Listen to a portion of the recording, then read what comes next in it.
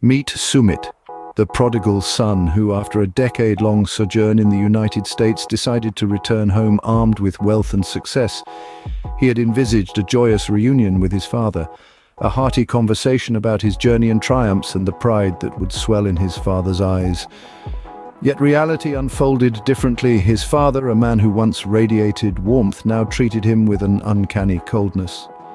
Sumit attempted to bridge the gap, recounting tales of his accomplishments, the heights he'd scaled in his company, his luxurious lifestyle, and the reason for his return. He yearned for a reaction, a sign of recognition, but his father remained impassive. In his heart, he held a hope that his father was simply testing him, or perhaps playing a cruel joke.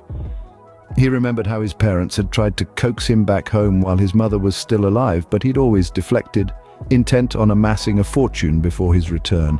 And now, despite having achieved his goal, his father's reaction left him bewildered.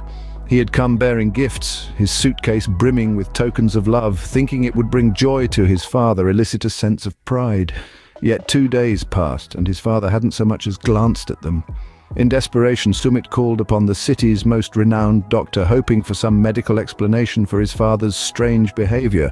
But even as the doctor conducted his tests, his father remained silent. The quiet was unbearable. "Father!"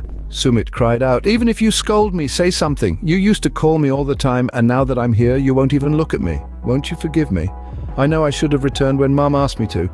I wanted to prove my worth. Look, your son is now a millionaire. Please, Father, look at me once, talk to me. I can't bear your silence anymore."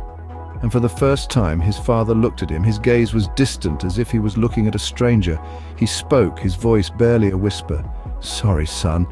I can't recognize you even if I want to. Who are you?"